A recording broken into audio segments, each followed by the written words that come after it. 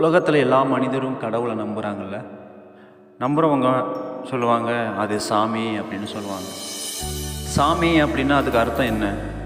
சாமிக்கு ஒரு 2 அர்த்தம் இருக்குது. ஒன்று, சான்னா சாவை குறிக்கிறது, மீ அப்படின்னா மீள்வதை குறிக்கிறது. சாமி அப்படின்னு அழைக்கிறோம். அந்த சாமிக்கு தான் சாவையும் மீள்வதையும் குறிக்குது.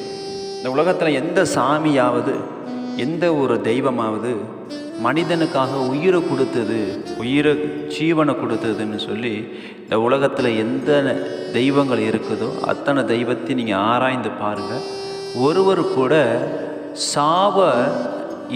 சாவை பார்த்தது கிடையாது, மரணத்தை பார்த்தது கிடையாது, உயிரை கொடுத்தது கிடையாது. ஆனால் மனிதன் நிறைய பேர் கடவுளுக்காக உயிரை கொடுக்குறாங்க, உலகத்துக்காக உயிரை கொடுக்குறாங்க. ஆனால் சாமி உயிரை கொடுத்துருக்குதா, சாமி நம்மளுக்காக மனிதனுக்காக மறித்திருக்குதா அப்படின்னு கொஞ்சம் சிந்தித்து கொஞ்சம் யோசித்து பார்த்தா இந்த உலகத்தில் பார்க்குற எந்த நபரும் இல்லை, எந்த தெய்வமும் இல்லை.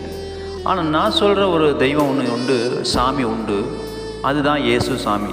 அந்த இயேசு சாமி மனிதனுக்காக உயிரை கொடுத்தார். மனித குலத்தினுடைய பாவங்களுக்காக, அக்கிரமங்களுக்காக, துன்மார்க்கங்களுக்காக, தரித்திரங்களுக்காக, எல்லா தோஷங்களுக்காக சிலுவையில் இயேசு மரித்தார்.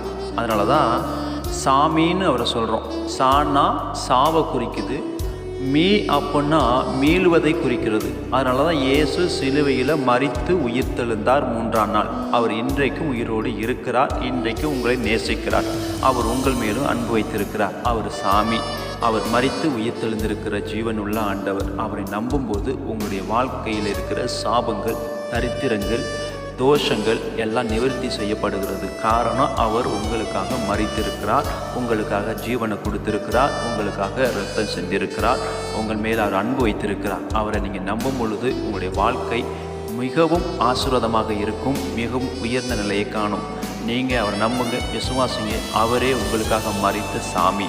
சாமி அப்படிங்கிறதற்கு சாவையும் மீ என்பதை மேலுவதையும் குறிக்கிறது. இயேசு உங்களுக்காக மரித்து உயிர்த்தெழுந்த ஜீவனுள்ள ஆண்டவர் இன்றைக்கும் இருக்கிறார். அவர் உங்களை நேசிக்கிறார். இந்த செய்தியை கேட்ட உங்களை கர்த்தர் தாமே ஆசீர்வதிப்பார். God bless you.